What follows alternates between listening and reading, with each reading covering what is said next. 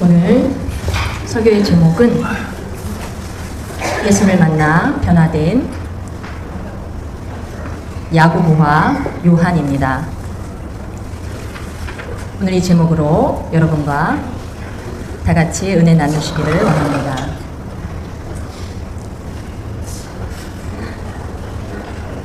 예수를 만나 변화된 사람들 시리즈 설교 중에 12번째 설교입니다.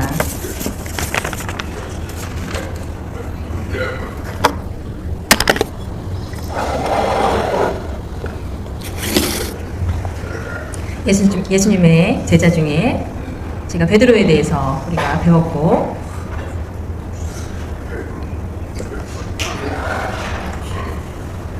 또한 베드로와 가장 가까운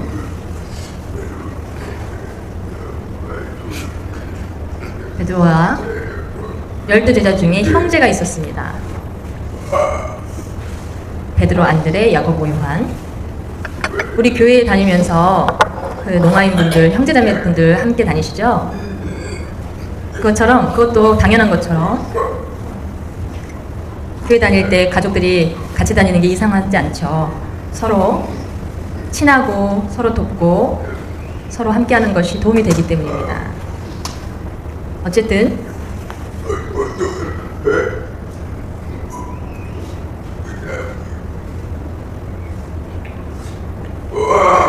이상한 점은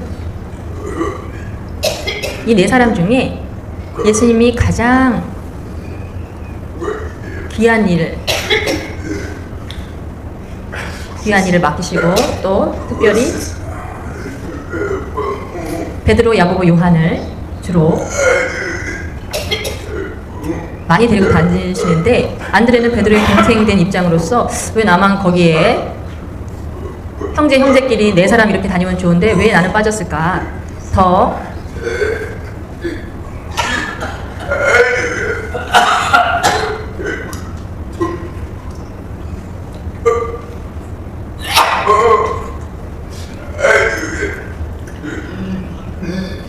안드레 입장에서는 왜 나만 빠졌나 하고 화를 냈을 법도 한데 그렇지 않았습니다.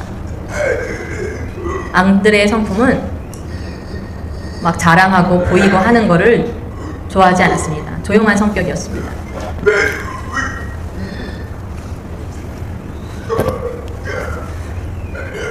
베드로는, 안드레는 소심하고 조용했지만 베드로는 그렇지 않았습니다. 또 야고보와 요한의 성격은 비슷했습니다. 형제지만. 그래서 함께 동행하기가 쉬웠습니다. 이 형제들이 예수님의 제자가 되었다는 게 참으로 신기합니다. 그리고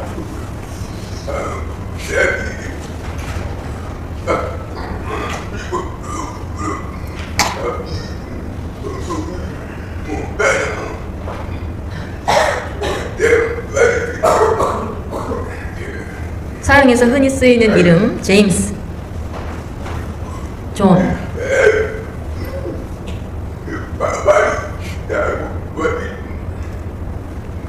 그것이 다 야고보와 요한의 이름을 따서 부릅니다. 제임스는 야고보를 의미하고요, 존은 요한을 의미합니다.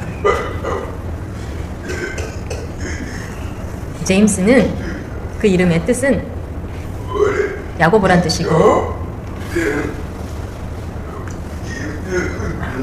야곱은 쟁취하는 자, 약탈자라는 뜻입니다.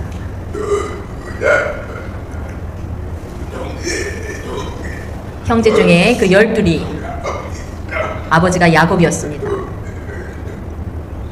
아버지의 형은 에서였고, 야곱은 형의 것을 약탈해 도망가는 것처럼. 그러면 요한의 뜻은 무엇입니까? 하나님께 사랑받는 자.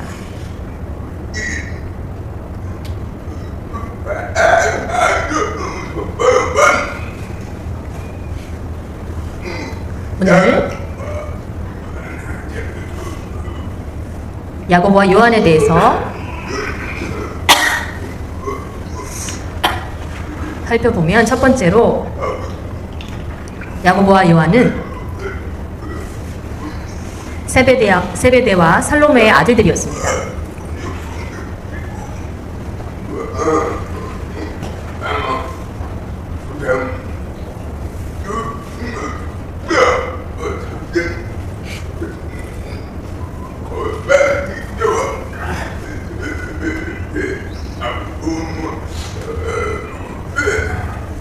세베대와 살로메.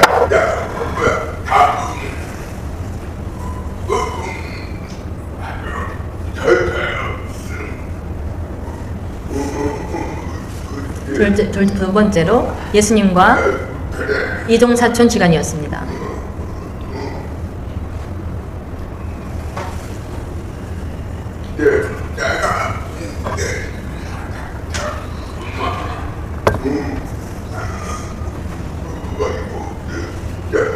예수님의 십자가에 달려서 돌아가시고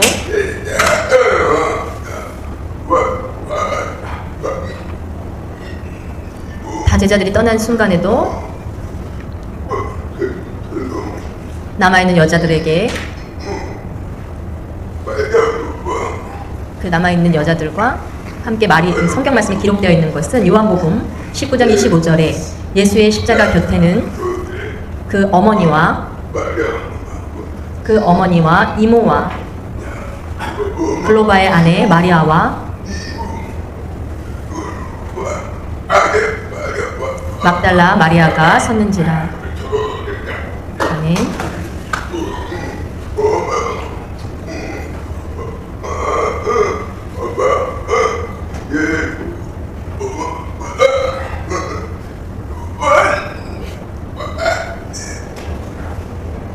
예수님의 어머니의 아들인 예수님이고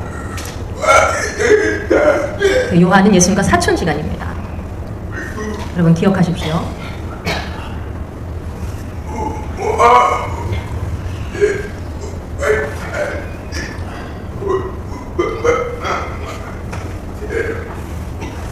예수의 제자 중 하나, 곧 그가 사랑하시는 자가 예수의 품에 의지하여 누웠는지라.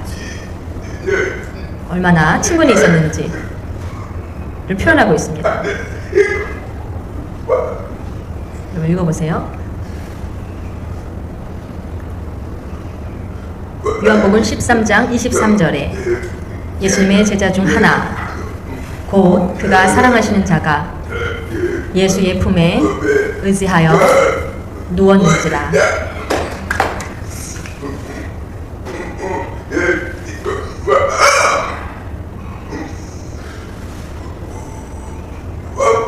요한복음을 보면 그것을 기록한 사람은 요한인데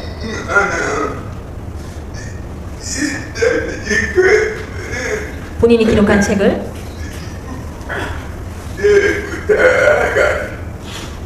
기록되어 있지 않습니다. 자기 이름이. 그러나 요한복음 안에는 예수의 제자 중 하나, 곧 그가 사랑하시는 자가 요한입니다.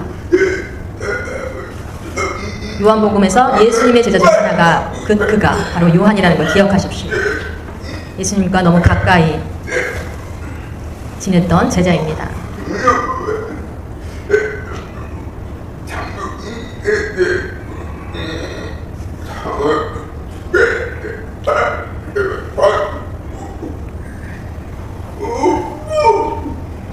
너희 중에 나를 팔자가 있다라고 예수님이 말씀하셨을 때 제자들이 어리둥절해서 서로를 쳐다봅니다. 그때 요한이 선생님 누구입니까? 내가 떡을 떼어주는 자다 라고 할 때 가룟 유다에게 떡을 떼어주십니다. 그때 그런 장면입니다.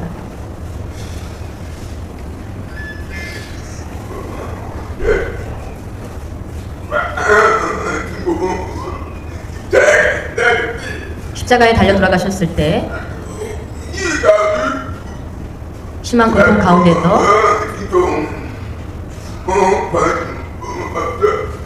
내가 죽고 나면 어머니가 앞으로 어떻게 될까? 어머니가 혼자 남아 어떻게 될까? 라고 예수님의 형제들이 있었습니다. 그러나 그 예수님을 미워하던 형제들이었기 때문에 예수님에 대해서 함부로 말하고 했던 형제들이었기 때문에 예수님의 형제들에게 예수님을 미움받고 있는 상태였기 때문에 앞으로 어머니를 누가 모실까? 누가 돌볼까? 그때 예수님께서 요한에게 예수님께서 어머니를 부탁합니다.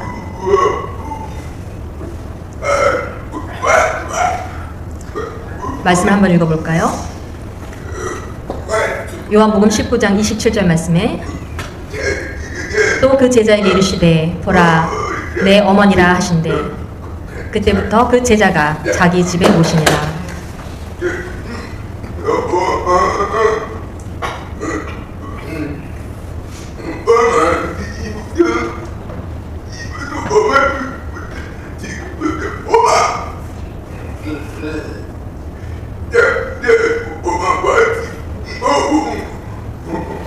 예수님이 어머니를 집에 모신다라는 것이 기록되어 있습니다. 또 세 번째, 야고보와 요한의 인적 사항은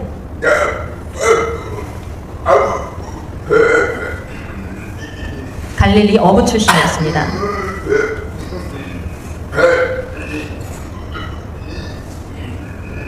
또한 배를 운영하고 하는 베드로도 거기에서 참여해서 일하는 사람들이었습니다.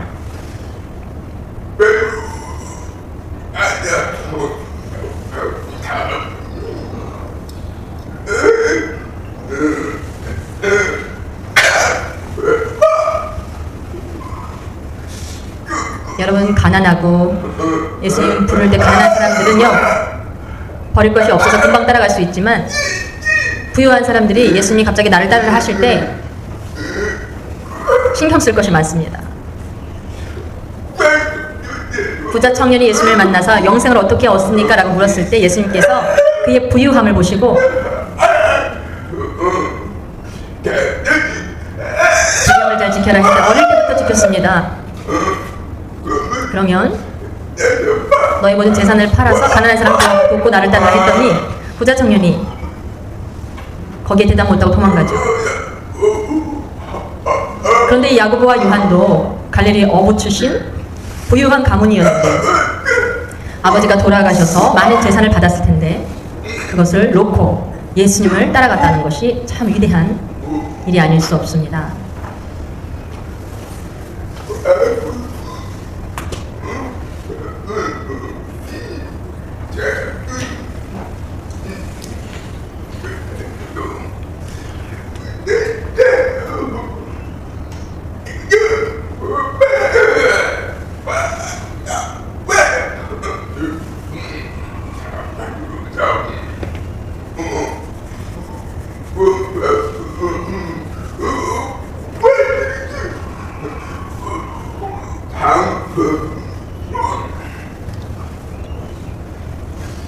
또한 예수님은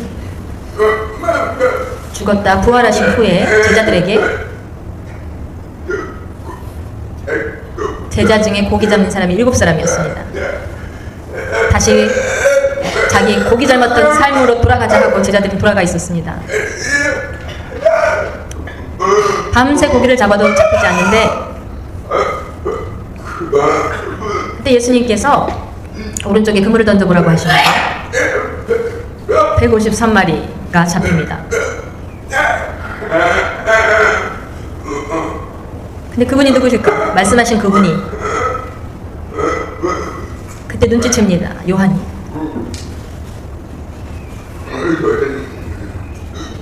우리 주님이시다. 다른 제자들이 바빠서 그걸 눈치채지 못하고 있다가 요한이 눈치챕니다. 선생님이시다.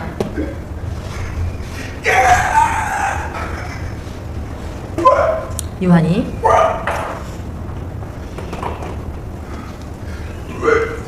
요한복음 18장 15절 말씀에 시몬 베드로와 또 다른 제자 한 사람이 예수를 따르니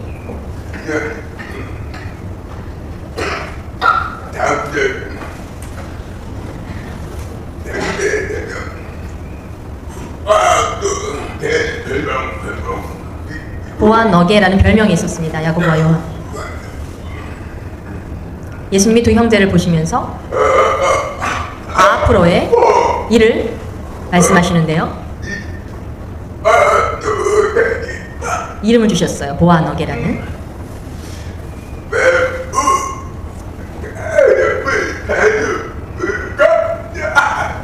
베드로처럼 그렇게 이름을 주신 것이 아니라 좋은 별명이 아니라 놀리는 듯한 그런 별명을 우레의 아들이란 별명을 주셨어요. 너의 성격이 우레와 같다.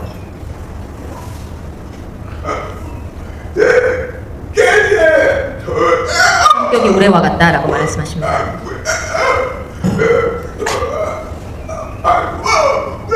그래서 올해의 아들이다라는 별명을 주셨습니다.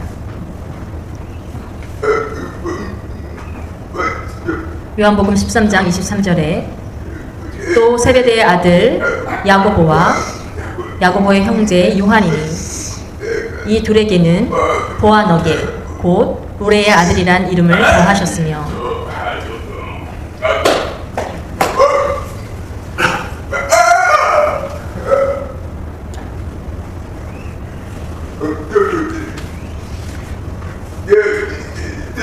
예수님의 12제자 중에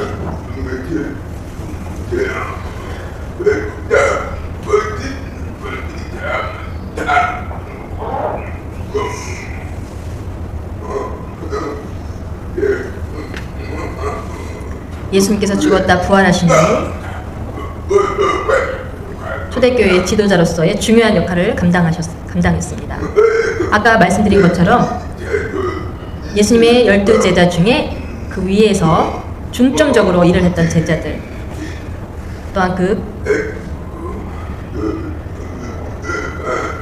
또한 그 사건들이 있는데요. 여러분 아시다시피 야이로의 딸 사건, 변화산 사건, 예수님께서 사역하시다가 지체하셔가지고 야이로의 딸이 죽어있는데 사람들이 모두 울며 곡소리를 내며 장사를 하고 있을 때 그 딸이 잔다 예수님께서 말씀하십니다. 그 방 안에 들어가실 때 세 사람을 데리고 들어가시는데 베드로, 야고보, 요한 세 사람을 데리고 들어가십니다. 두 번째, 예수님께서 변화산 사건 12제자들과 함께 가시다가 세 제자를 데리고 산에 올라가시는데요. 갑자기 예수님의 옷이 변하고 모세와 엘리야와 구약의 선지자들이 나타나는 그런 사건, 빛나는 광채가 눈을 뜨고 볼 수 없는 빛나는 광채가 비치고 세 제자가 그것을 목격하게 됩니다. 그것을 모든 제자가 본 것이 아니라 세 제자만 목격합니다. 예수님이 십자가에 달리시기 전에 겟세마네 동산에서 기도하시는데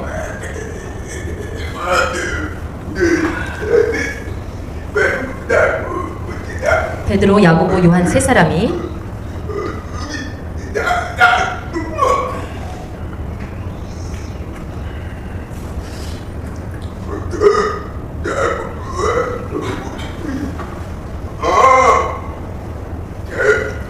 제자 중에 제일 먼저 순교를 당한 초대교회 때의 모든 상황들은요, 복음이 전해지기 너무나 힘들고 어려운 상황이었습니다. 헤롯 왕이 예수님이 날 때부터 또한 예수님의 제자들을 죽이는 그런 헤롯의 대대적인 손자지만 헤롯 왕의 그 자손이지만 야고보 먼저 잡아서 또 두 번째 베드로를 잡아서 목을 치고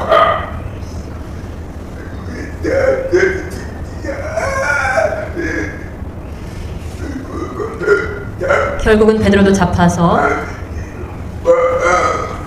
사형을 당할 뻔했는데 안식일에 가까워서 베드로를 옥에 가두죠. 안식일이 끝나고 나면 베드로도 잡아 목을 칠 계획을 가지고 있었습니다. 야고보가 먼저 사형당하고 베드로는 사형당할 위기를 가까스로 면하게 되는데요. 그때 베드로가 감옥에 갇혀 있을 때 안식일 다음 날 이제 사형에 처할 상황이었는데 예수님의 제자들을 이렇게 목을 쳐 죽이는 심각한 그런 상황이었습니다. 너무나 피곤했던 베드로는 감옥에서 아주 그냥 깊은 잠에 빠져듭니다. 교회가 어떻게 됐을지, 교회에서는 너무나 많은 교회 사람들은 걱정이 됐죠. 베드로를 위해 울며 기도하는데 베드로는 자고 있었습니다. 그때 천사가 나타납니다. 베드로를 깨웁니다.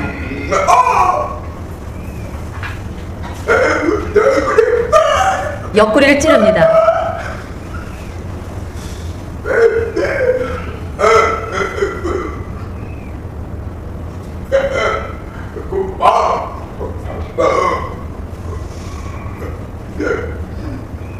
여러분 기억한 것처럼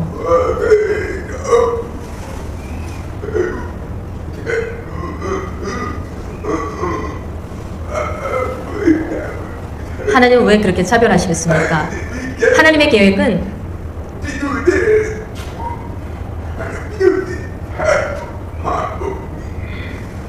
모든 것에 탁월하십니다. 사람 볼 때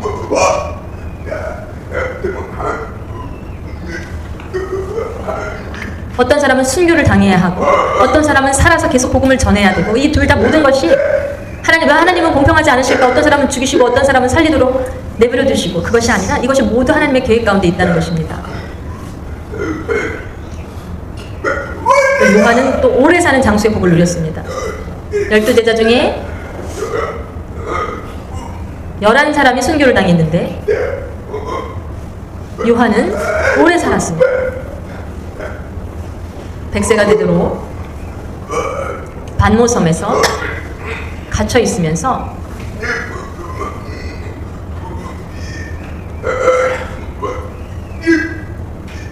로마 병정들이 예수님을 믿는 사람들 또한 제자들을 잡아 멸절하자고 할 때에 하나님이 그를 그리고 또 섬에 유배당하고 섬에 갇히게 되고 옛날에는 감옥이 없기 때문에 복음 전하다가 섬에 유배해서 당해서 그곳에 갇혀서 오직 하나님의 말씀을 읽고 그때 환상을 보게 됩니다. 그래서 요한계시록을 쓰게 됩니다. 앞으로 올 심판에 대해서 쓰게 됩니다. 귀한 역할을 한 사람입니다. 사도 요한이 쓴 성경은 5권이었습니다. 요한복음, 요한1서, 요한2서, 또한 요한3서, 요한계시록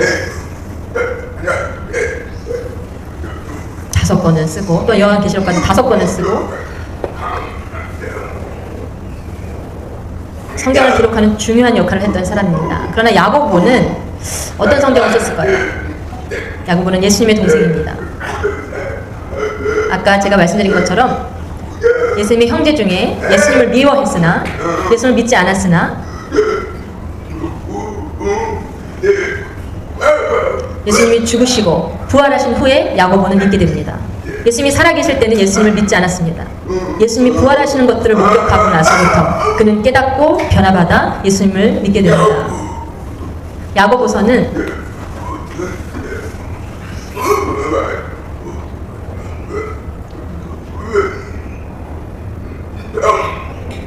또한 이 야고보는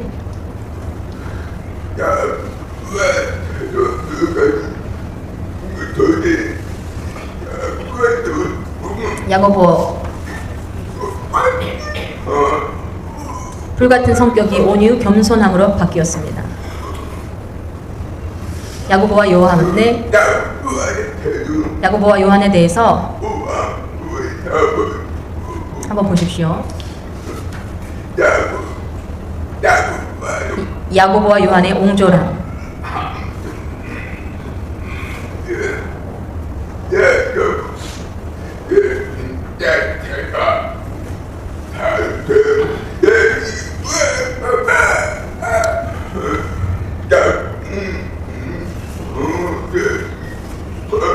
예수님의 이름으로 귀신을 쫓아내는 것을 보고 그것을 금지시켰어요.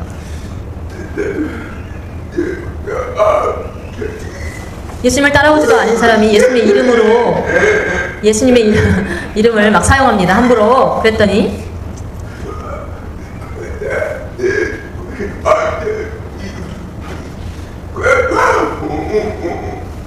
예수님은 근데 그것을 괜찮다 하십니다. 나의 이름을 으로 나를 따라오지 않아도 내 이름을 사용해서 귀신을 물리치는 것을 괜찮다 하십니다. 근데 안 된다고 하면서 우리만 예수님의 제자이니까 우리만 사용해야 됩니다 라고 이야기합니다. 마가복음 9장 39절에 예수께서 이르시되 금하지 말라. 내 이름을 의탁하여 능한 일을 행하고 즉시로 나를 비방할 자가 없느니라.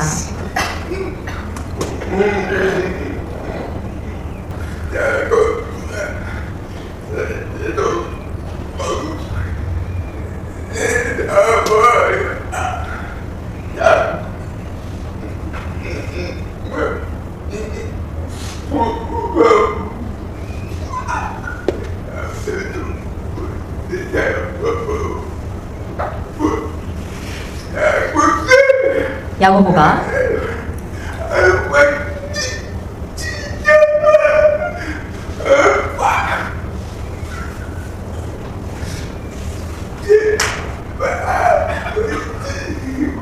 야고보와 요한이 이를 보고 주여 우리가 불을 명하여 하늘로 내려 저들을 멸하기를 원하시나이까 합니다. 그럴 정도로 적개심이 가득했습니다.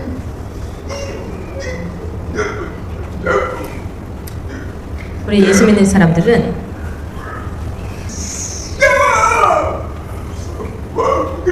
이렇게 요한은 불 같았습니다. 성격이. 또한 세 번째로 야고보와 요한의 공용심.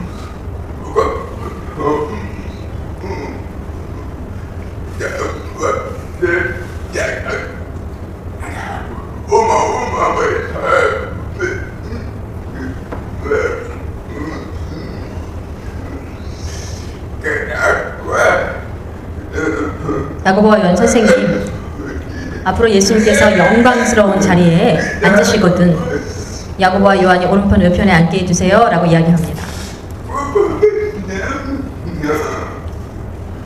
높은 자리에 예수님 때문에 한 자리 차지하려는 그런 생각을 가지고 있었습니다. 그래서 답합니다. 야고보는 10장 36절부터 37절까지 이르시되 너에게 무엇을 하여 주기를 원하느냐.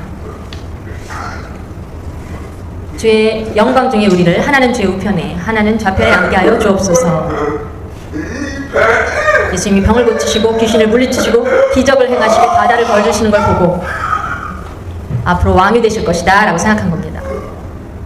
틀림없이 예수님 왕이 되실 것이다. 그때에 예수님 이 야고보와 요한을 곁에 두십시오 라고 말씀하고 있는 겁니다. 이야기하고 있는 겁니다. 예수님께서 말씀하십니다. 내가 마시는 잔은 너희도 마시라 라고 말씀하시는데 제가 그렇게 하겠다라고도 응답합니다. 그 뜻을 모르고요. 내가 마시는 잔은 십자가의 고난을 의미합니다. 그렇게 예수님 말씀하십니다.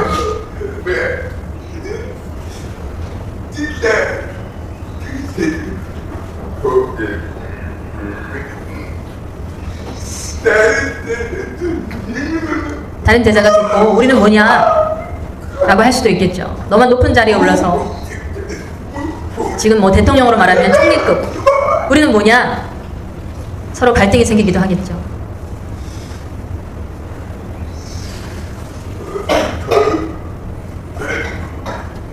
베드로와 요한의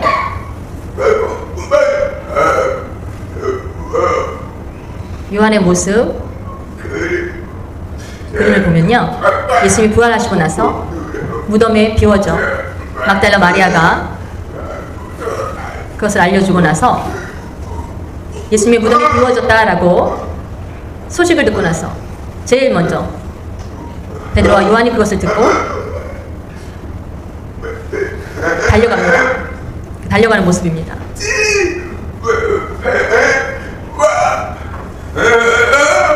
그때 무덤에서 들어갈까 말까 다 와서 베드로가 들어갑니다. 그 모습입니다. 요한은 겉으로 불같은 성격이나 무덤 앞에서는 두려웠던 모양입니다.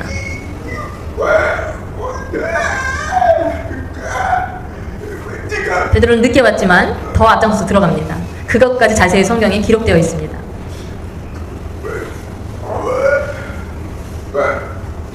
부활하시고 나서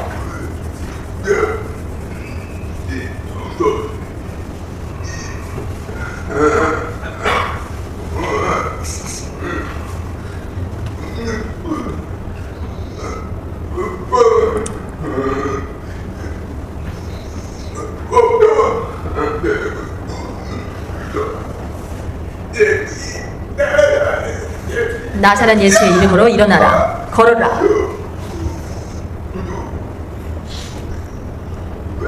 또 이러한 기적들을 일으켰던 제자들입니다. 항상 둘이 함께 다니고 동역했던 오늘 베드로와 요한의 모습에서 예수님을 발견하고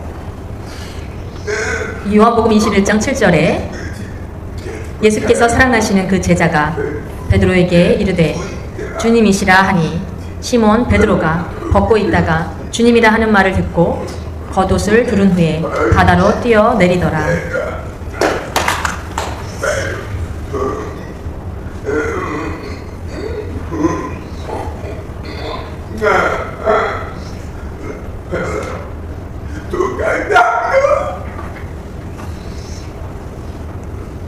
두 번째,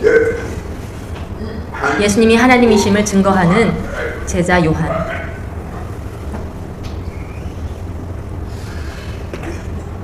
요한복음 1장 1절부터 2절의 말씀에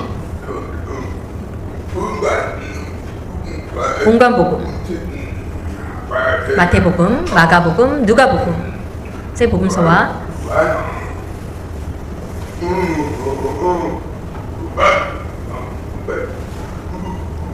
그 안에 아주 독특한 말씀들이 기록되어 있는데요. 이 세 복음서에는 동일하게 복음은 예수님이 행하시는 기적과 이적과 악한 영을 쫓아내는 것들과 예수님에 대해 나타나 있고, 이 세 복음서는 그것에 대해 나타나 있고, 오늘 요한복음은 예수님은 누구신가, 예수님의 실체에 대해서 자세히 설명하고 있습니다. 시간 있으면 여러분 꼭 읽어보시고 바랍니다. 예수님은 바로 하나님의 아들이십니다. 요한복음 1장 1절부터 2절까지의 말씀, 태초에 말씀이 계시니라. 이 말씀이 하나님과 함께 계셨으니 이 말씀은 곧 하나님이시니라.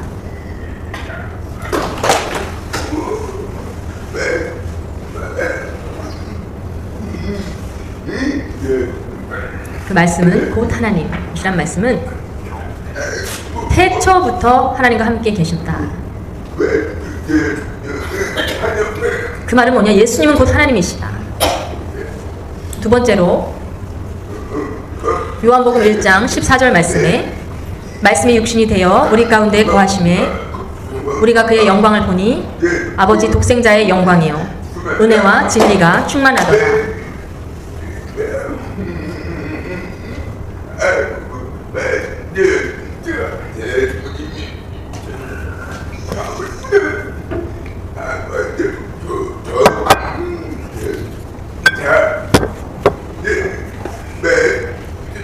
말씀이 육신이 되어 우리 가운데 거하심에, 또 세 번째, 예수님에 대해서 예수님이 하나님의 되심을 표현하는 말씀들이 있습니다. 예수님은 생명의 빛이다. 예수님은 참된 양식이다. 예수님은 양의 문이다. 예수님은 선한 목자다. 예수님은 부활이요 생명이다. 예수님은 길이요 진리요 생명이다. 예수님은 참 포도나무다. 요한복음에만 이렇게 기록이 되어 있습니다. 마태, 마가, 누가에 없는 요한복음에 기록되어 있는 예수님의 하나님의 되심에 대한 표현입니다. 예수님에 대해서 아주 깊이 자세히 분석하여 다루고 있습니다. 또한 예수님의 하나님 되심 표현의 네 번째로는 바리새인들은 예수님을 의심하며 질문을 하는데,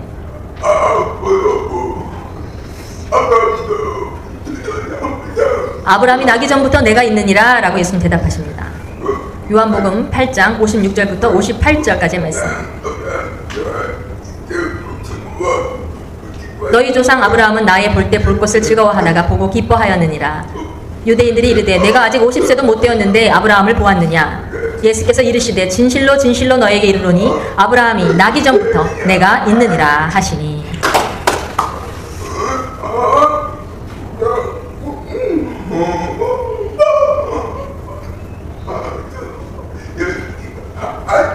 예수님은 하나님의 아들이시고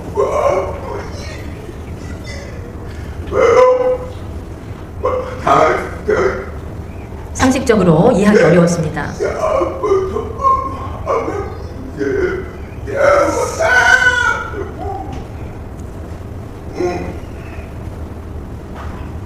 또 다섯 번째로 빌립이 이르되 주여 우리 아버지를 우리에게 보여주옵소서 합니다. 그리하면 족하겠나이다. 직접 보기를 원합니다. 내가 그 얼굴을 보면 그렇게 말했더니 나를 본 자는 이미 아버지를 보았다 라고 말씀하십니다. 하나님 아버지의 얼굴을 보여달라고 하는 빌립 앞에 그러하면 족하겠나이다 했더니 예수께서 빌립아 내가 이렇게 오래 너와 함께 있으되 내가 나를 알지 못하느냐? 나를 본 자는 아버지를 보았거늘 어찌하여 아버지를 보이라 하느냐?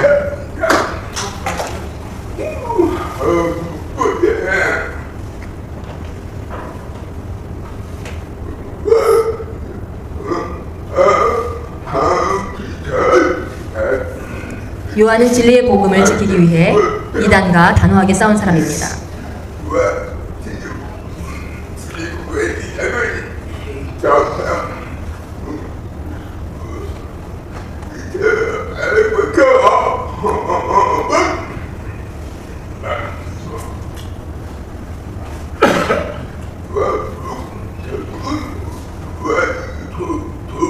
요한일서 이서를 쓴 목적은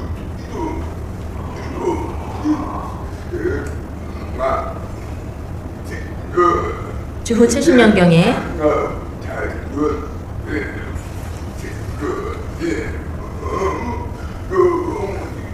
그 당시 영지주의 이단이 활개치고 있었기 때문입니다.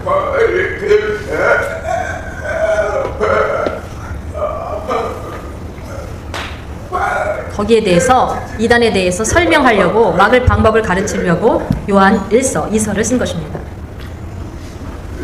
영지주의 이단의 그때 당시 주장은 무엇이었냐면 여러분 잘 기억하십시오.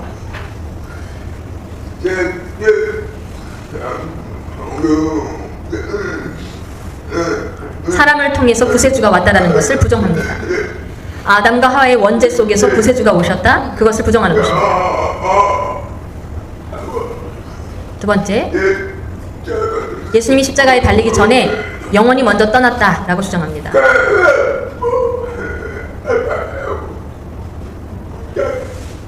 또 세 번째, 십자가에 못 박힌 사람 구레네 시몬,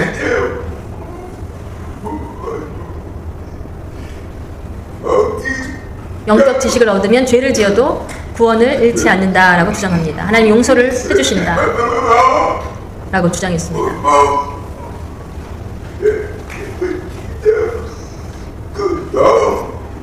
영혼과 몸이 분리된다라고 가르치는 이단이었습니다. 그래서 많은 사람들에게 혼란을 주었습니다.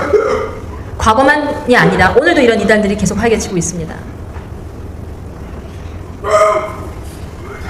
요한복음 19장 35절 말씀에 이를 본 자가 증언하였으니 그 증언이 참이라.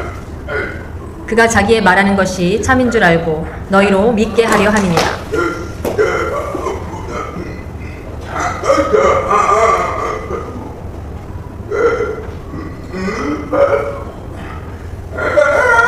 이단들이 계속 과장하며 믿는 사람들을 혼란스럽게 하고 있었기 때문입니다.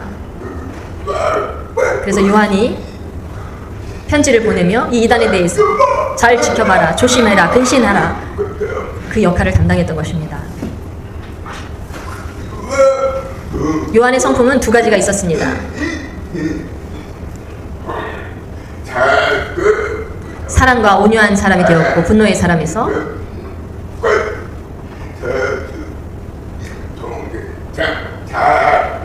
그러나 믿음의 형제에 관해서는 사랑이 있었지만 이단에 대해서는 아주 단호했습니다.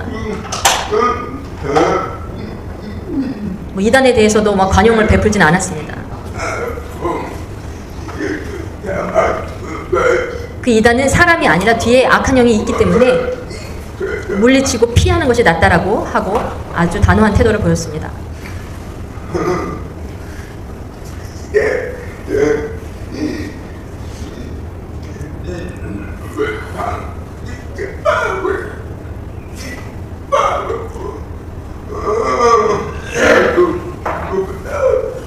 누구든지 돈을 가지지 않고 너희에게 나아가거든 그를 집에 들이지도 말고 인사도 하지 말라. 그에게 인사하는 자는 그 악한 일에 참여하는 자임이라.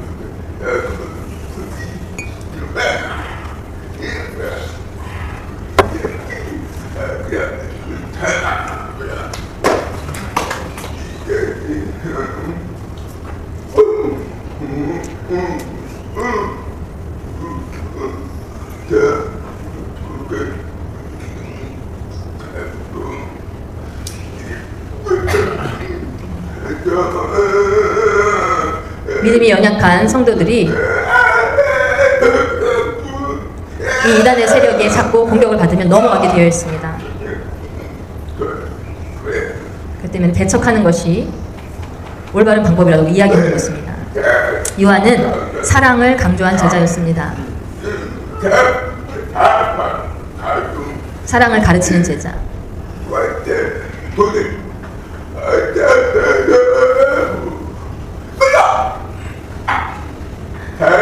왜 이렇게 사랑을 강조하십니까? 사랑 우리에게 꼭 필요한 것입니다. 사랑에 대해 강조한 사람입니다. 요한일서 4장 7절 8절 말씀에 사랑하는 자들아 우리가 서로 사랑하자. 사랑은 하나님께 속한 것이니 사랑하는 자마다 하나님으로부터 나서 하나님을 알고 사랑하지 아니하는 자는 하나님을 알지 못하나니 이는 하나님은 사랑이시니라.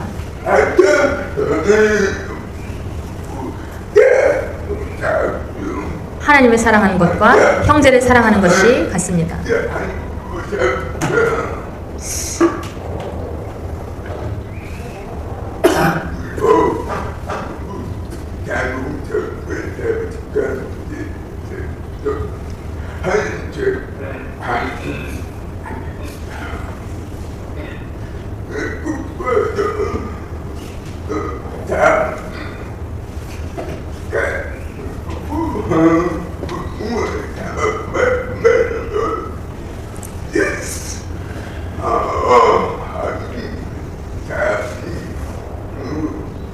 또 십계명이 하나님을 향한 법과 사람과 이웃을 향한 법으로 나눠져 있습니다.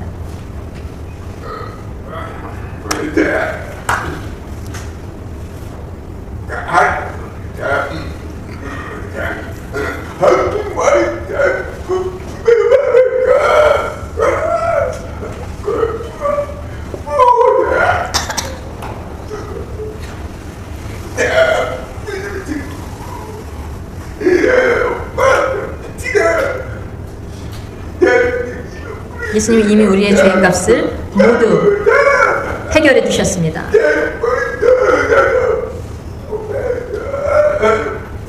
우리의 부족함과 연약함을 인정하고 고치시기를 바랍니다. 노란 리본의 유래는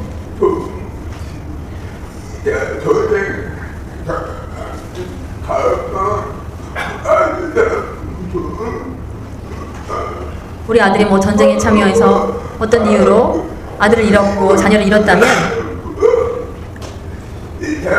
세월호 또부터 사용하는 그런 노란 리본입니다.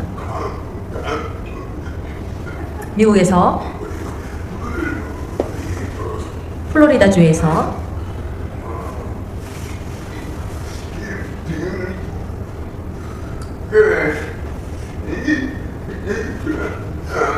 아주 흉악범이 감옥에 갇혔는데요. 가족도 있고 자녀들도 있었습니다. 시간이 많이 지나서 감옥에 풀려나는 날이었어요. 가족에게 돌아갈 자신이 없었습니다. 내 아내는 다른 남자와 결혼을 하고 찾아갔을까? 내 자녀들은 어떻게 됐을까 몰라서 편지를 보냈습니다. 내가 전에 너무나 흉악한 삶을 살아왔지만 지금 많이 후회하고 있습니다. 앞으로 내가 완전히 새 사람이 되어서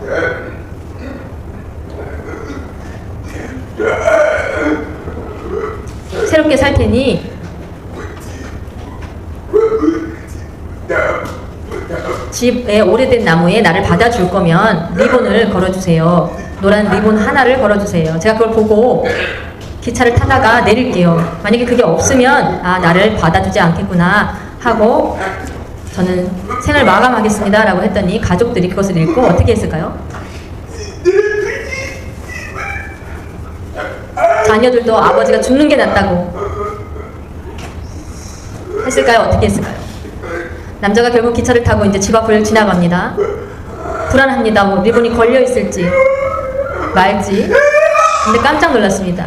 리본이 하나가 아니라 수천 개의 리본이 나무를 가득 차게 달려 있었습니다.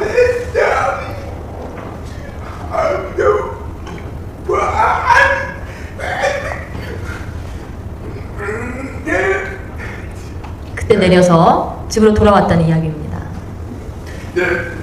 예수님도 똑같습니다. 예수님도 우리의 흉악한 모습, 십자가에 달려 마치 노란 리본이 되어주신 것처럼 우리를 용서하여 주셨습니다.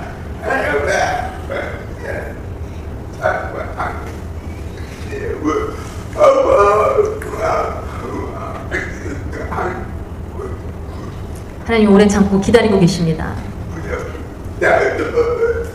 믿음이 없는 분에게도 나만 구원받고 천국 가면 끝이다 라고 생각하지 마시고, 여러분 그 영혼이 지옥 가서 받을 형벌을 생각해 보십시오. 그 영혼을 불쌍히 여기시고 전도하시기를 바랍니다.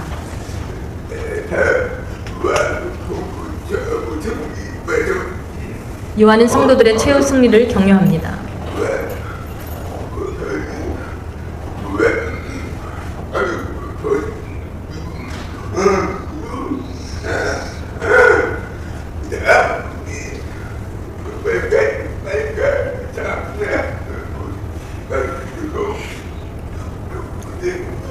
오늘 느낀 것처럼 세상 마지막까지 이단의 유혹과 우리를 흔들리게 하는 것이 많습니다. 마지막까지 잘 참고 견뎌 승리하시는 여러분 되시기 바랍니다. 그 사람이 천국에서 영원한 영광을 누리는 사람입니다. 요한계시록 22장 12절 말씀에 보라 내가 속히 오리니 내가 줄 상이 내게 있어 각 사람에게 그가 행한 대로 갚아 주리라. 나는 알파와 오메가요 처음과 마지막이요 시작과 마침이라. 우리 주님께서 우리에게 강하게 말씀하십니다.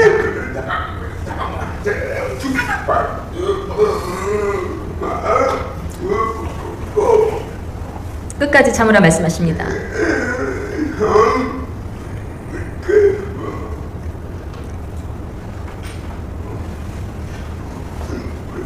마지막 날 주님을 우리가 만났을 때